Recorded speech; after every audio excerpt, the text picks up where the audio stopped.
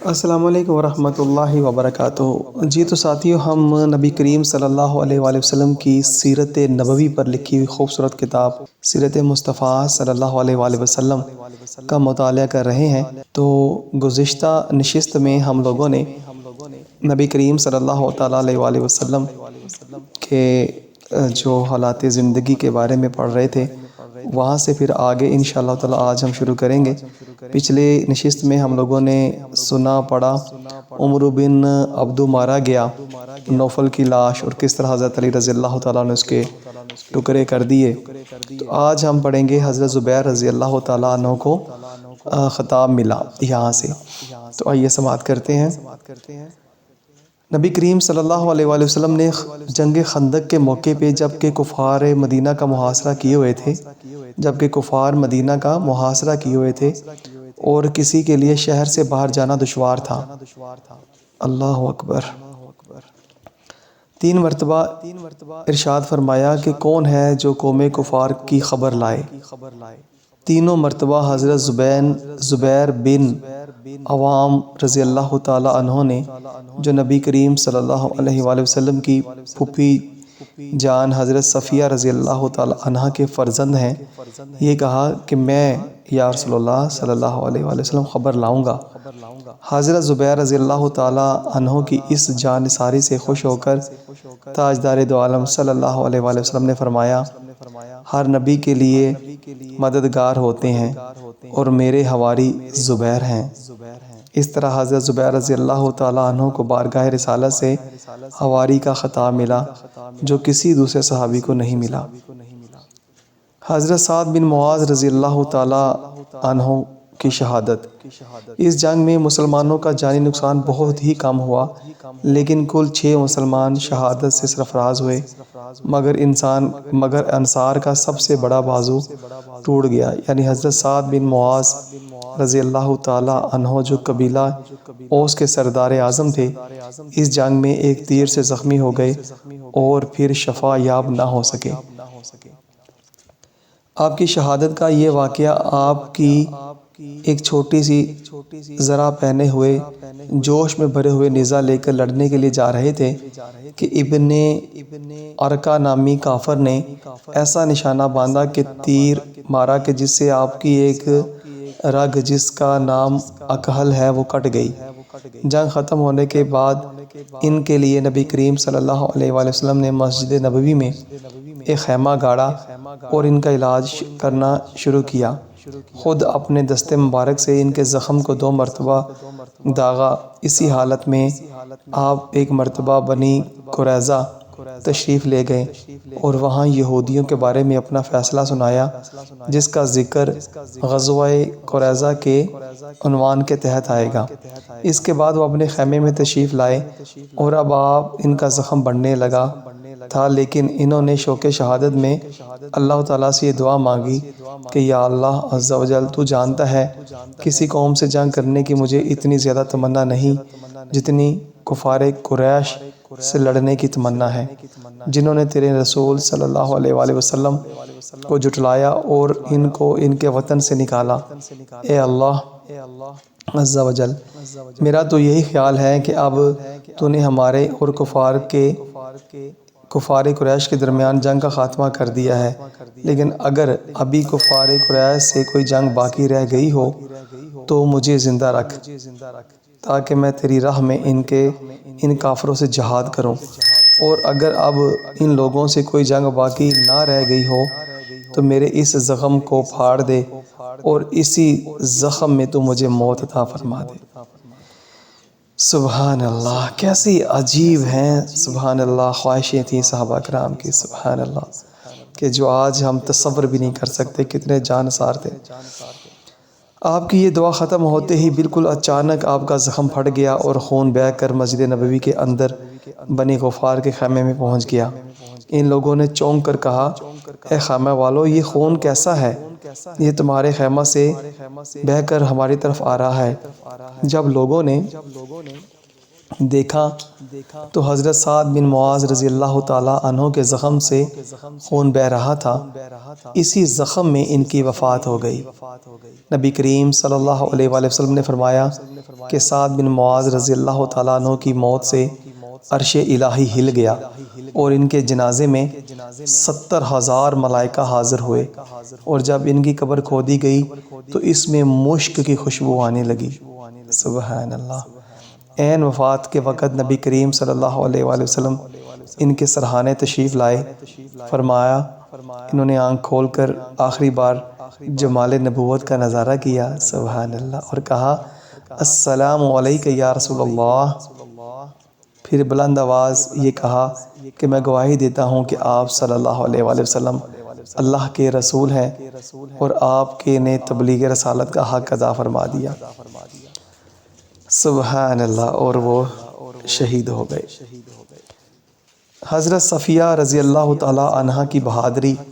جنگ خندق میں ایک ایسا موقع بھی آیا کہ جب یہودیوں نے یہ دیکھا کہ ساری فوج مسلمان فوج خندق کی طرف مصروف جنگ ہے، تو جس قلعہ میں مسلمانوں کی عورتیں اور بچے پناہ گزیر تھے، یہودیوں نے اچانک اس پر حملہ کر دیا۔ ایک یہودی دروازے تک پہنچ گیا۔ نبی کریم صلی اللہ علیہ وآلہ وسلم کی پھوپھی حضرت صفیہ رضی اللہ تعالی عنہا نے اس کو دیکھ لیا اور حسان بن ثابت رضی اللہ تعالی عنہ سے کہا کہ تم اس یہودی کو قتل کر دو، ورنہ یہ جا کر دشمنوں کو یہاں کا حال و ماحول بتا دے گا۔ حضرت حسان رضی اللہ تعالی عنہ کی اس وقت ہمت نہیں پڑی کہ اس یہودی پر حملہ کریں۔ یہ دیکھ کر خود حضرت صفیہ رضی اللہ تعالی عنہا نے خیمے کی ایک چوب اکھاڑ کر اس یہودی کے سر پر اس زور سے مارا کہ اس کا سر پھٹ گیا، اور پھر خود ہی اس کا سر کاٹ کر قلعے کے باہر پھینک دیا۔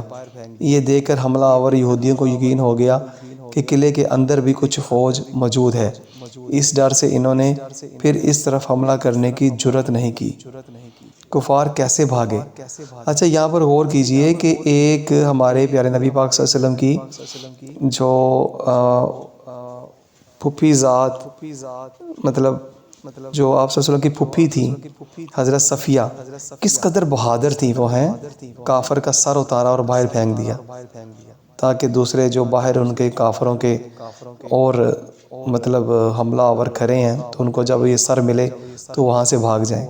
اور آج کی ہماری مسلمان عورتیں، ان کو فلموں، ڈراموں، گانوں اور سے ان چیزوں سے فرصت نہیں ملتی، اور یہ ہمارے اسلاف کی مائیں کیسی تھی۔ سبحان اللہ۔ حضرت نعیم بن مسعود شجعی رضی اللہ تعالی عنہ قبیلہ غطفان کے ایک بہت ہی معزز سردار تھے، اور قریش و یہود دونوں کو ان کی ذات پر پورا اعتماد تھا۔ یہ مسلمان ہو چکے تھے لیکن کفار کو ان کے اسلام لانے کا علم نہ تھا۔ انہوں نے بارگاہ رسالت میں یہ درخواست کی، یا رسول اللہ صلی اللہ علیہ وآلہ وسلم، اگر آپ مجھے اجازت دیں تو میں یہود اور قریش دونوں سے ایسی گفتگو کروں کہ دونوں میں پھوٹ پڑ جائے۔ آپ نے اس کی اجازت دے دی۔ چنانچہ انہوں نے یہود اور قریش سے الگ الگ کچھ اس قسم کی باتیں کی جس سے واقعی دونوں میں پھوٹ پڑ گئی۔ ابو سفیان شدید سردی کے موسم میں طویل محاصرہ فوج کا راشن ختم ہو جانے سے حیران و پریشان تھا۔ جب اس کو یہ پتہ چلا کہ یہودیوں نے ہمارا ساتھ چھوڑ دیا ہے تو اس کا حوصلہ پست ہو گیا، اور وہ بالکل ہی بد دل ہو گیا۔ پھر ناگہاں کفار کے لشکر پر قہر و قہار، غضب و جبار کی ایسی مار پڑی کہ اچانک مشرق کی جانب سے ایسی طوفان خیز آندھی آئی کہ دیگیں چولہوں پر سے الٹ پلٹ ہو گئیں، خیمے اکھڑ اکھڑ کر دور جا گرے۔ کافروں پر ایسی وحشت اور دہشت سوار ہو گئی کہ انہیں راہ فرار اختیار کرنے کے سوا کوئی چارہ کار ہی نہ رہا۔ یہی وہ آندھی ہے جس کا ذکر اللہ تعالیٰ نے قرآن مجید میں اس طرح بیان فرمایا سورۃ الاحزاب میں، اے ایمان والو، اللہ تعالیٰ کی اس نعمت کو یاد کرو جب تم پر فوجیں آ پڑیں تو ہم نے ان پر آندھی بھیج دی اور ایسی فوجیں بھیجیں جو تمہیں نظر نہیں آتی تھیں، اور اللہ تمہارے کاموں کو دیکھنے والا ہے۔ ابو سفیان نے اپنی فوج میں اعلان کرا دیا کہ راشن ختم ہو چکا، موسم انتہائی خراب ہے، یہودیوں نے ہمارا ساتھ چھوڑ دیا، لہٰذا اب محاصرہ بیکار ہے۔ یہ کہہ کر کوچ کا نکارہ بجا دینے کا حکم دے دیا اور باغ نکلا۔ قبیلہ غطفان کا لشکر بھی چل دیا۔ بنو قریظہ بھی محاصرہ چھوڑ کر اپنے قلعوں میں چلے آئے، اور ان لوگوں کے بھاگ جانے سے مدینے کا مطلع کفار کے گرد و غبار سے صاف ہو گیا۔ غزوہ بنی قریظہ۔ حضور نبی اکرم صلی اللہ علیہ وآلہ وسلم جنگ خندق سے فارغ ہو کر اپنے مکان میں تشریف لائے اور ہتھیار اتار کر غسل فرمایا۔ ابھی اطمینان کے ساتھ بیٹھے بھی نہ تھے کہ ناگہاں حضرت جبرائیل علیہ السلام تشریف لائے اور کہا، یا رسول اللہ صلی اللہ علیہ وآلہ وسلم، آپ نے ہتھیار اتار دیا، لیکن ہم فرشتوں کی جماعت نے ابھی تک ہتھیار نہیں اتارے۔ اللہ تعالیٰ کا یہ حکم ہے کہ آپ صلی اللہ علیہ وآلہ وسلم بنی قریظہ کی طرف چلیں، کیونکہ ان لوگوں نے معاہدہ توڑ کر علانیہ جنگ خندق میں کفار کے ساتھ مل کر مدینے پر حملہ کیا ہے۔ نبی کریم صلی اللہ علیہ وآلہ وسلم نے اعلان کر دیا کہ لوگ ابھی ہتھیار نہ اتاریں اور بنی قریظہ کی طرف روانہ ہو جائیں۔ نبی کریم صلی اللہ علیہ وآلہ وسلم نے خود بھی ہتھیار زیب تن فرما لیے، اپنے گھوڑے پر جس کا نام لہیف تھا سوار ہو کر لشکر کے ساتھ چل پڑے اور بنی قریظہ کے ایک کنویں کے پاس پہنچ کر نزول فرمایا۔ بنی قریظہ بھی جنگ کے لیے بالکل تیار تھے، چنانچہ حضرت علی رضی اللہ تعالیٰ عنہ ان کے قلعوں کے پاس پہنچے تو ان ظالم اور عہد شکن یہودیوں نے نبی کریم صلی اللہ علیہ وآلہ وسلم کو معاذ اللہ گالیاں دیں۔ نبی کریم صلی اللہ علیہ وآلہ وسلم نے ان کے قلعوں کا محاصرہ فرما لیا اور تقریباً 1 مہینے تک یہ محاصرہ جاری رہا۔ یہودیوں نے تنگ آ کر یہ درخواست پیش کی کہ حضرت سعد بن معاذ رضی اللہ تعالیٰ عنہ ہمارے بارے میں جو فیصلہ کر دیں وہ ہمیں منظور ہے۔ حضرت سعد بن معاذ رضی اللہ تعالیٰ عنہ جنگ خندق میں ایک تیر کھا کر شدید طور پر زخمی تھے، مگر اسی حالت میں وہ ایک گدھے پر سوار ہو کر بنی قریظہ گئے اور انہوں نے یہودیوں کے بارے میں یہ فیصلہ کیا کہ لڑنے والی فوجوں کو قتل کر دیا جائے، عورتیں اور بچے قیدی بنا لیے جائیں اور یہودیوں کا مال و اسباب غنیمت بنا کر مجاہدوں میں تقسیم کر دیا جائے۔ نبی کریم صلی اللہ علیہ وآلہ وسلم نے ان کی زبان سے یہ فیصلہ سن کر ارشاد فرمایا کہ یقیناً بلا شبہ تم نے ان یہودیوں کے بارے میں وہی فیصلہ سنایا ہے جو اللہ تعالیٰ کا فیصلہ ہے۔ سبحان اللہ۔ اس فیصلے کے مطابق بنی قریظہ کی لڑاکا فوجیں قتل کی گئیں اور عورتوں بچوں کو قیدی بنا لیا گیا۔